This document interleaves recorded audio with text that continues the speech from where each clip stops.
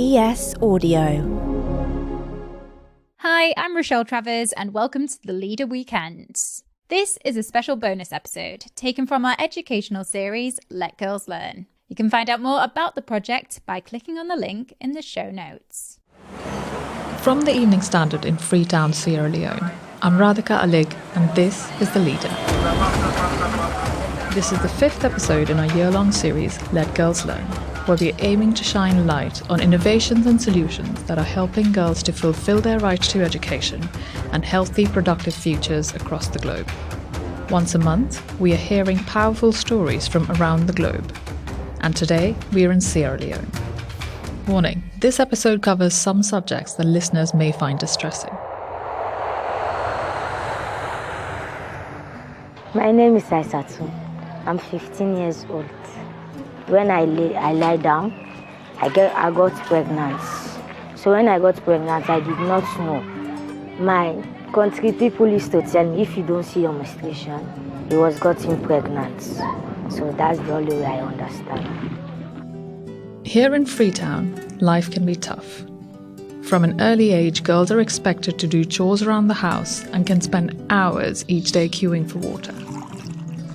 The streets are a dangerous place, especially for young girls. They often fall prey to boys and men who exploit them by offering ways to jump the water pump line in return for sex. We are aware that water for water, that's how they used to call it, and even up to now. Like during the dry season, girls will go to fetch water, they will queue, and you'll see over 300 jerry cans. That's Prince Tommy Williams, Executive Director of Lifeline Nehemiah Projects, an organisation which works to improve the lives of people in the area. So some of those girls will be standing in the queue, boys will just come and say, if you want water, quickly, come, let's have. So they call it water for water, and that has impacted some of those girls negatively and by extension our community.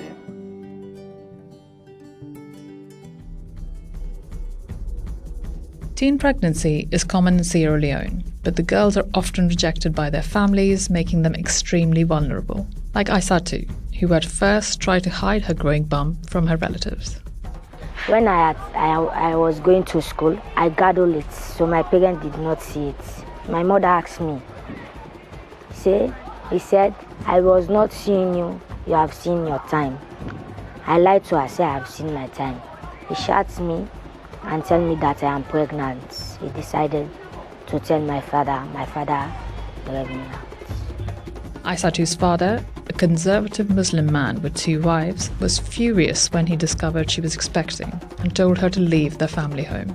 She then sought support from a friend in another village who tried but failed to convince her to swallow a cocktail of garlic, laundry bleach and tetracycline capsules to abort the pregnancy.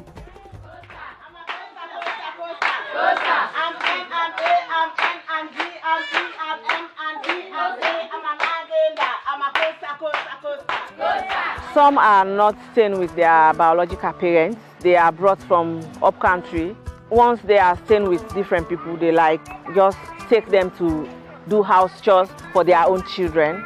They are being sent somewhere to sell and feed the family.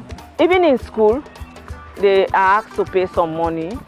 Money is for some other things, some petty things teachers will ask them secretly, and those things will expose them to have sex. And they are at risk because they don't understand what really pregnancy is about. That's Magenda Kamara, co-founder of 2 Young Lives project. It was established in 2017 in response to the alarming rates of maternal mortality among teen girls. A 2015 survey in Freetown found as many as 1 in 10 teenagers died in pregnancy or around childbirth. Teenage pregnancy is really high in most of these communities we are working. Most of them die because they don't go to the PHUs, because they don't want people to stigmatize them, look at them and say, that small girl is also pregnant.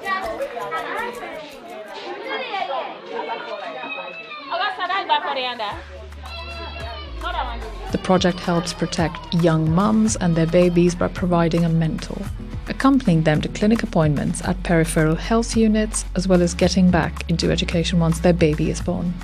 They also look out for signs of pregnancy complications like anemia or bleeding and will support the girls during labour.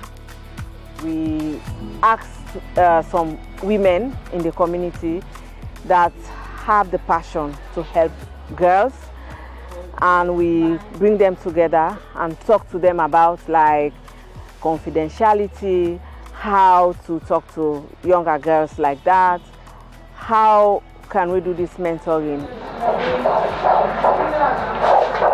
Some go to the PHUs, that's the clinic, local clinic they attend in their communities. Aisatu's mentor is Margaret, a grandmother in her 60s with a no-nonsense warmth to her. Aisatu, she come and told me that her mother and her father abandoned her. I talked to Aisatu and I go to the family, speak with them. Her mother and her father said, if me like Aisatu, let me took Aisatu. I took Aisatu, bring her, we are sleeping here. She's cooking for me. She's doing everything. And I said myself, she asks me for anything, I will do it. I gained a lot from Aisatu. And I'm going to set example to the others. Let's go to the ads. After the break, When I was finish my school, I want to do a little work, doctor or nurse. how teen mums in Sierra Leone are getting back into the classroom.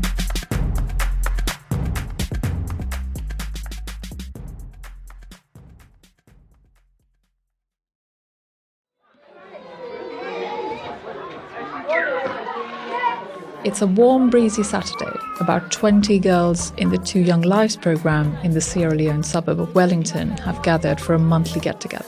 Some cradle newborns wrapped around in coloured wax cloth, other babies crawl or toddle around the concrete floor. After giving birth, the project gives young mothers a small allowance to help them to go back to school.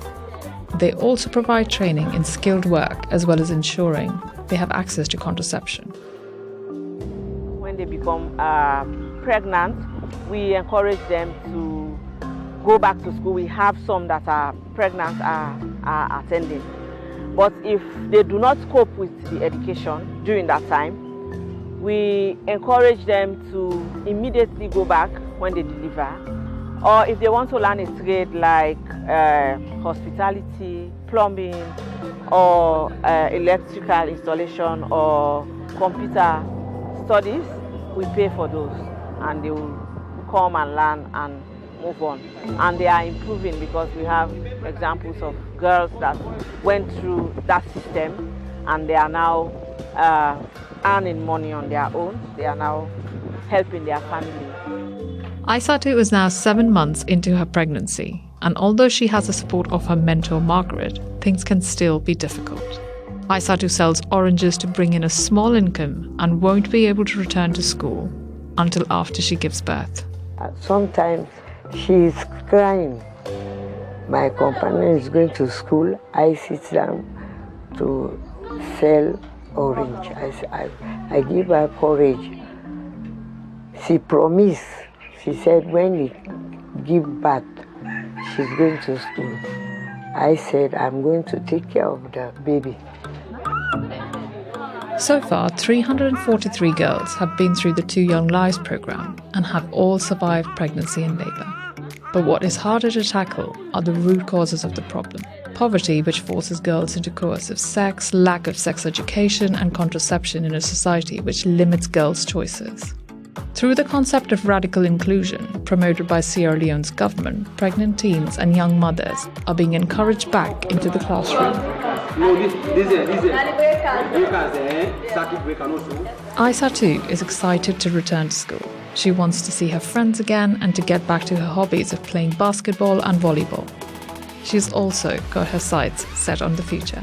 When I was finish my school, I want to do a little work, doctor or nurse. If we don't stand for women, we will continue to fall. If we just leave them because they have become pregnant, they will not be educated. At the end of the day, we are saying we want equality. If we want that, we need to help these younger ones that are coming up. Relations with Aisatu's parents, who live just a few hundred meters away, are now cordial.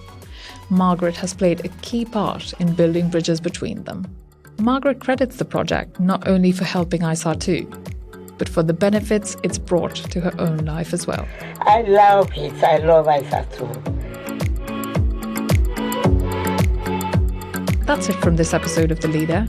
You can read more about this story online at standard.co.uk. Let Girls Learn will be back next month when we're in Mumbai, India. From Sierra Leone, I'm Radhika Aligh. Thank you for listening.